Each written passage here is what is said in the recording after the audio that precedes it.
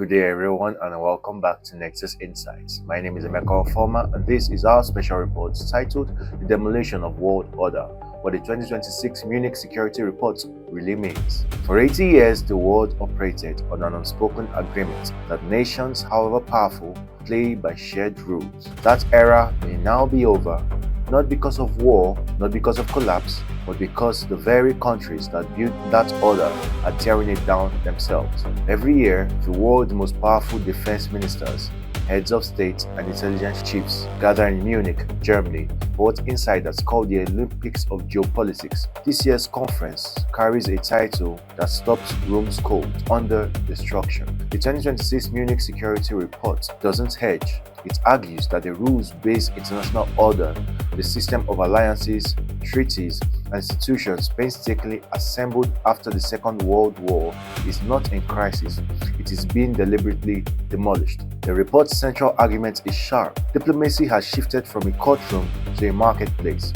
Treaties are being replaced by handshake deals between strongmen. Multilateral institutions are dismissed as inconvenient relics. And the loudest bulldozer in the room, the report argues, is Washington itself. Under the current US administration, allies have been blindsided by soaring tariffs. Long-standing agreements have been torn up, and NATO, once treated as an article of faith, is now viewed as an optional tool. As one analyst puts it bluntly, it is the difference between living under law and living under deals. Transactional diplomacy has always existed. States have always bargained, but what's new is the unapologetic abandonment of principle.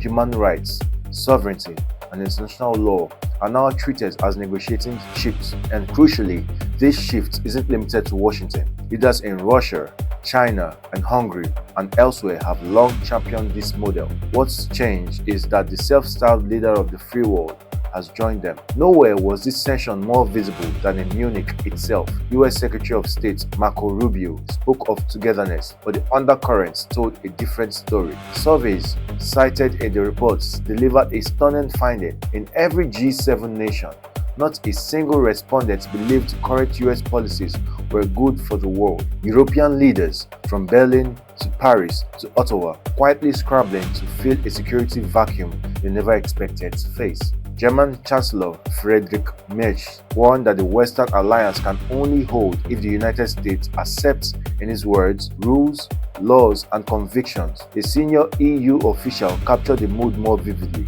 We used to worry Russia was drilling holes in our boat.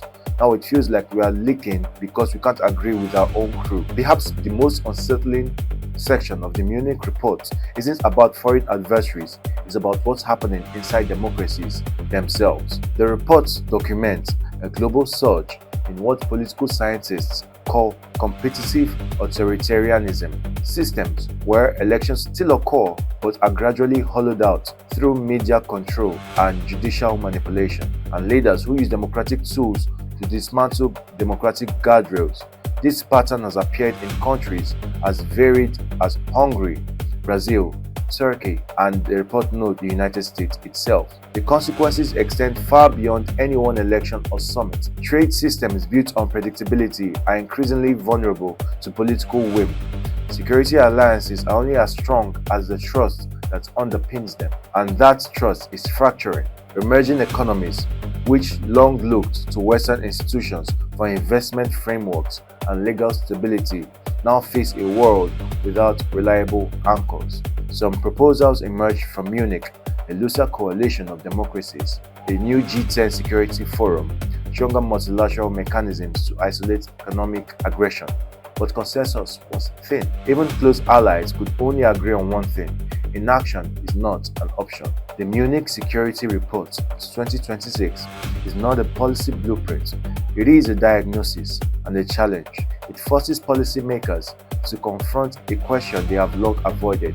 What if the old rules are truly gone?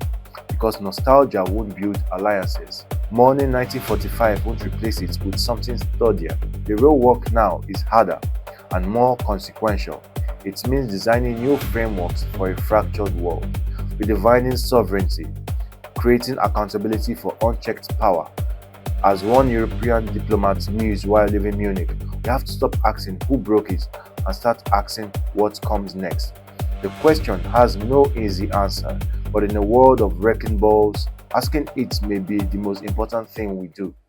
For deeper geopolitical insights and strategic intelligence on emerging global conflicts, visit nexusinsights.org. Thank you for watching and bye for now.